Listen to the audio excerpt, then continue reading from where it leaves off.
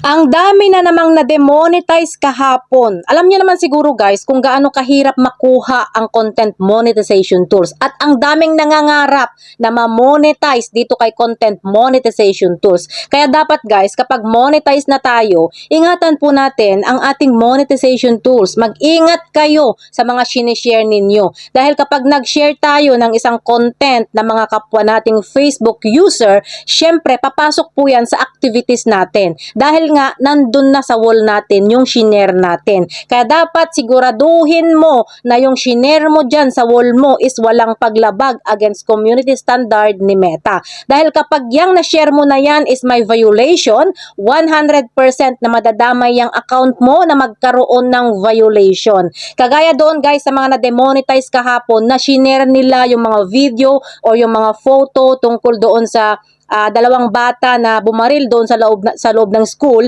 dahil nga guys na-detect agad yon ng AI ni Meta. Kaya naman tinanggalan agad-agad sila ng content monetization tools. Dahil nga guys, yung mga ganyang content ay labag po yan sa community standard ni Meta. Pinaghirapan mo yung monetization tools mo ng ilang buwan, ilang taon, tapos isang pagkakamali mo lang nawala lahat. Kaya mag-ingat po tayo guys sa pag-share natin ng mga content. Hindi naman po masama ang mag-share guys or hindi naman po bawal ang mag-share ng mga content ng mga kapwa nating content creator or mga kapwa nating mga Facebook user, pero make it sure lang guys na wala itong violation or wala itong nilabag against community standard ni Meta.